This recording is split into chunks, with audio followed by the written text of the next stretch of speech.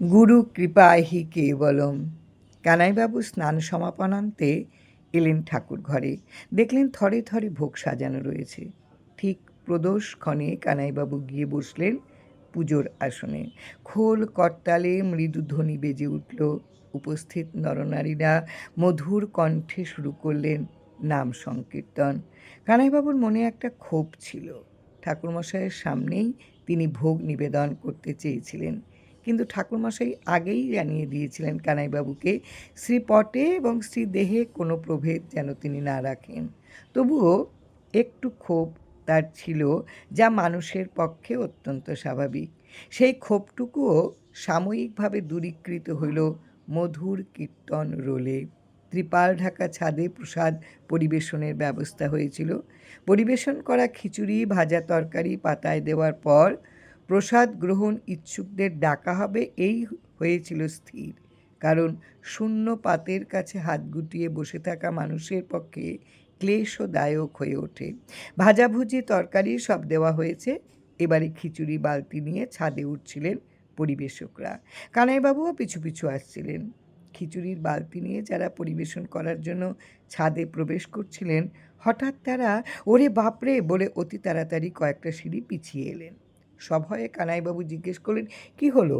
একজন উত্তর করল, ছাদের দরজার কাছে গিয়ে দেখুন কারা বসে আছেন। একটু দূর থেকেই কানাইবাবু দেখলেন পরিবেশিত প্রসাদ সামনে রেখে 15-16টি বানর কুশাসনের উপর বসে কিচিরমিচির করছে।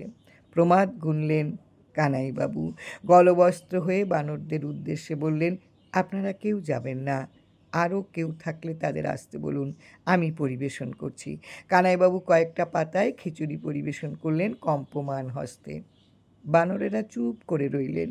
এই দেখে আরও 2-3 জন যুবক অন্য পাতে খিচুড়ি পরিবেশন করলেন। বানরের অনাক্রমণ রীতি দেখেই সকলে সাহসী হয়ে উঠলেন। পরপর অন্য প্রসাদও পরিবেশিত হইল।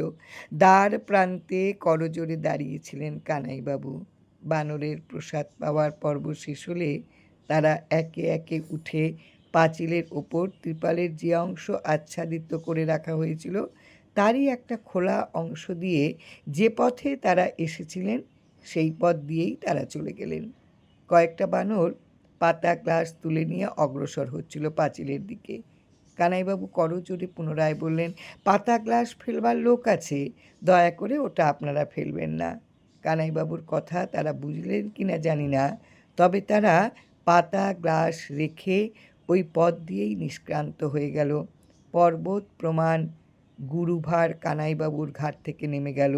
সকলেই হাঁপ ছেড়ে বাঁচলেন। জয় রাম, জয় রাম।